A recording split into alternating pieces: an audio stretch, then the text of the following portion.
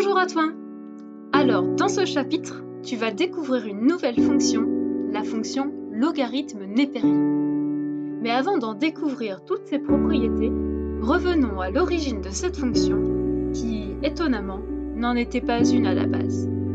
Je te propose de faire un bond dans le temps et d'aller à la rencontre de son inventeur, John Napier.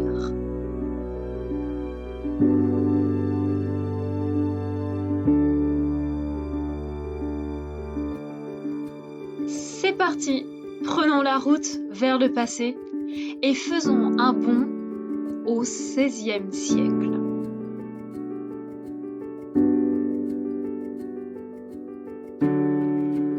Le XVIe siècle voit le développement sans précédent de 3 domaines principaux: l'astronomie, le commerce et la navigation. Les astronomes s'intéressent entre autres au calcul de la trajectoire des astres, ce qui guide aussi bien les médecins dans leur diagnostic que l'astrologue pour la construction des horoscopes et la prévision des événements. Les commerciaux et banquiers de l'époque, eux, se confrontent au calcul d'intérêt et se posent de nouveaux problèmes, comme en combien d'années un capital est-il doublé lorsqu'il est placé à intérêt composé. Tout cela nécessite des calculs très fastidieux à effectuer. On peut également constater que la navigation est en plein essor. Et la navigation maritime est également confrontée au même problème.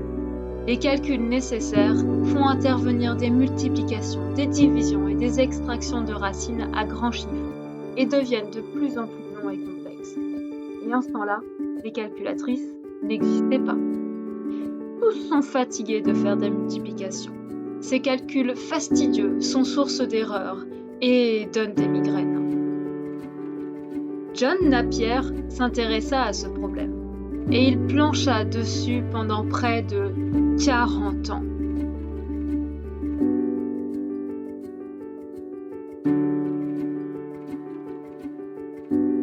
Après 40 longues années de recherche, il trouva enfin, il réussit.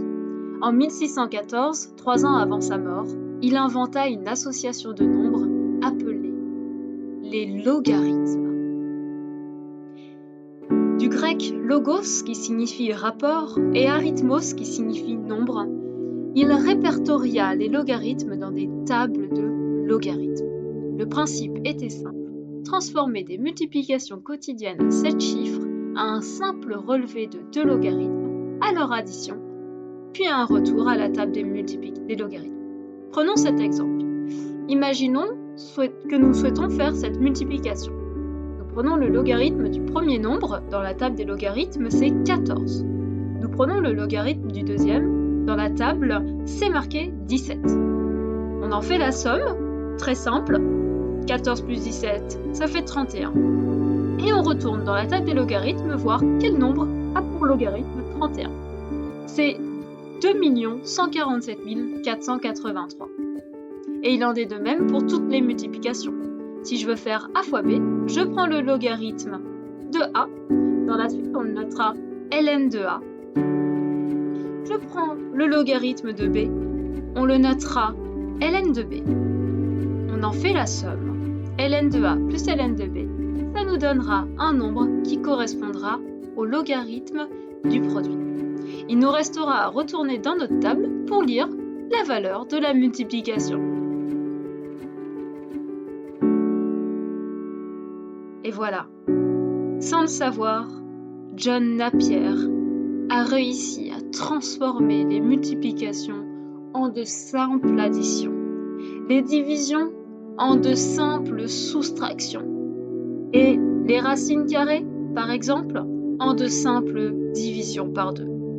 Sans le savoir, John Napier révolutionna les mathématiques.